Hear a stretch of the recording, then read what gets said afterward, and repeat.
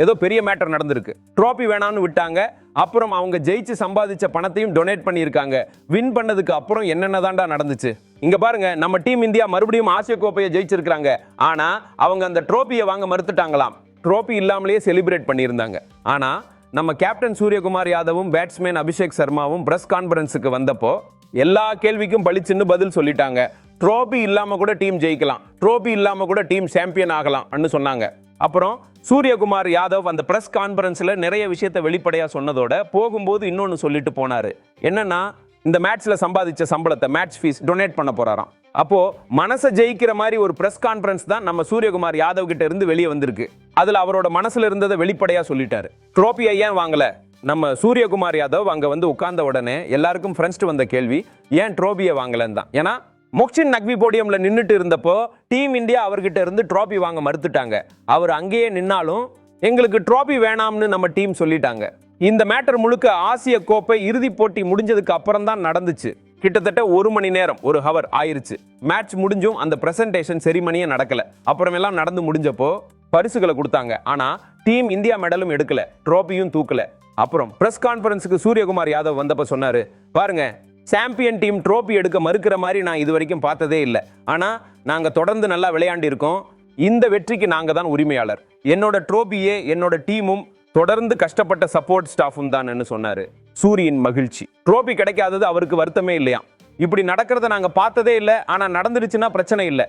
நாங்க ஜெயிக்க தகுதியானவங்க, தொடர்ந்து நல்லா பெர்ஃபார்ம் பண்ணியிருக்கோம். ஆனா எங்களோட ட்ரோபி உள்ள உட்கார்ந்துருக்கிற 14 பிளேயர்ஸும் இந்த சப்போர்ட் ஸ்டாஃபும் தான் சொன்னாரு. என்ன கேட்டாங்க, என்ன சொன்னாரு?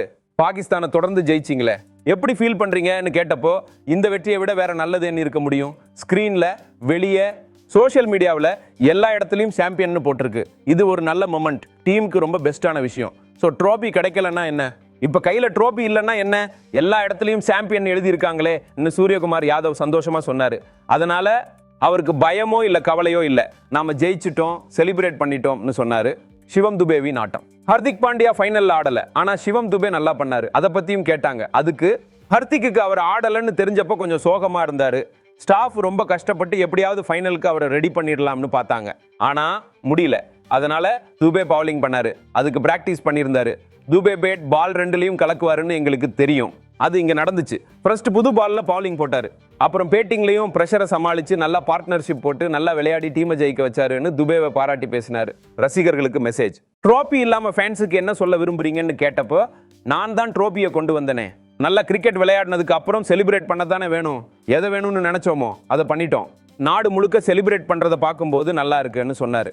ஆமா, ட்ரோபி இல்லாட்டியும் டீம் இந்தியா பிளேயர்ஸ் பட்டாசு வெடிச்சு ட்ரோபி ஜெயிச்ச மாதிரி ஜோஷா செலிப்ரேட் பண்ணாங்க. ஸ்போர்ட்ஸ் தோல்வியா? ஒரு பத்திரிகையாளர் டீம் ஜெயிச்சாலும் ஸ்போர்ட்ஸ் தோத்துருச்சுன்னு நீங்க நினைக்கலையான்னு கேட்டாரு. அதுக்கு அவரு, இந்தியா ஜெயிச்சிருச்சு, வேற என்ன வேணும்? இந்த டோர்னமெண்ட்ல நாங்க ஒரு 1 மேட்ச் கூட தோக்கல, எல்லாருமே நல்லா பண்ணாங்க, அதுதான் எங்க ட்ரோபி, நாங்க ஒவ்வொரு நொடியையும் என்ஜாய் பண்ணோம்னு சொன்னாரு. சூரியகுமார் யாதவ் எதை பத்தியும் கவலைப்படல. நாங்க ஜெயிச்சிட்டோம், எங்க டீம் தான் எங்க ட்ரோபி, எங்க பிளேயர்ஸ் தான் எங்க ட்ரோபின்னு சொன்னாரு. எப்படி முடிவெடுத்தாங்க? ட்ரோபி வாங்காதது பத்தி எப்போ இந்த முடிவெடுத்தீங்க? யாராவது அதிகாரப்பூர்வமா ஆபீஷியலா மெயில் அனுப்பிச்சாங்களான்னு கேட்டப்போ, நாங்க அங்க கிரவுண்ட்லயே முடிவெடுத்தோம். ஜெயிக்கிற டீமுக்கு ட்ரோபிக்கு உரிமை இருக்கா இல்லையான்னு நீங்களே சொல்லுங்க. நாங்க திட்டமெல்லாம் போடல. நாங்க மொக்சின் நக்வி கிட்ட இருந்து ட்ரோபி வாங்க மாட்டோம்னு சொல்லிட்டோம். ஆனா அவர் கேட்கல. ஃபைனல் வரைக்கும் அவரே போடியம்ல இருந்து இறங்கல. அதனால டீம் இந்தியா ட்ரோபி வாங்க மறுத்துட்டாங்கன்னு சூரியகுமார் யாதவ் தெளிவா சொன்னாரு. தனிப்பட்ட முடிவும் தியாகமும்.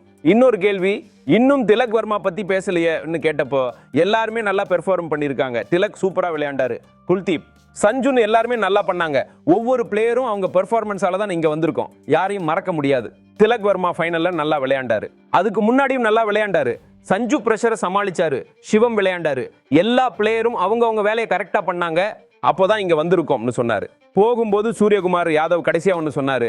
அது சர்ச்சையாகிடக்கூடாதுன்னு நினைச்சு கொஞ்சம் தயங்கிட்டு அப்புறம் சொன்னாரு, நான் இங்க சம்பாதிச்ச பணத்தையும் இந்த டோர்னமெண்ட்ல என்னோட சம்பளத்தையும் மேட்ச் ஃபீஸ் நம்ம ஆயுதப்படை வீரர்களுக்கும் பஹல்காம் பயங்கரவாத தாக்குதலில் பாதிக்கப்பட்ட குடும்பங்களுக்கும் உதவி செய்ய தானம் பண்ண முடிவெடுத்திருக்கேன். இது தன்னோட தனிப்பட்ட முடிவாம். அப்புறம் அபிஷேக் சர்மா கிட்ட சில கேள்விகள் கேட்டப்போ, கடுமையா உழைச்சு கத்துக்கிட்டு எல்லாத்தையும் புரிஞ்சுக்கிட்டு பிராக்டிஸ் பண்ணி இங்க வந்திருக்கேன். சந்தோஷமா இருக்கு.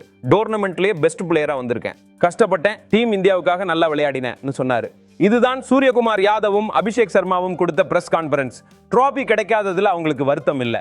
அவங்க பிளேயர்ஸும் இந்த வெற்றியும் தான் அவங்களுக்கான ட்ராபி. இந்த வீடியோவை பார்த்த உங்களுக்கு ரொம்ப நன்றி.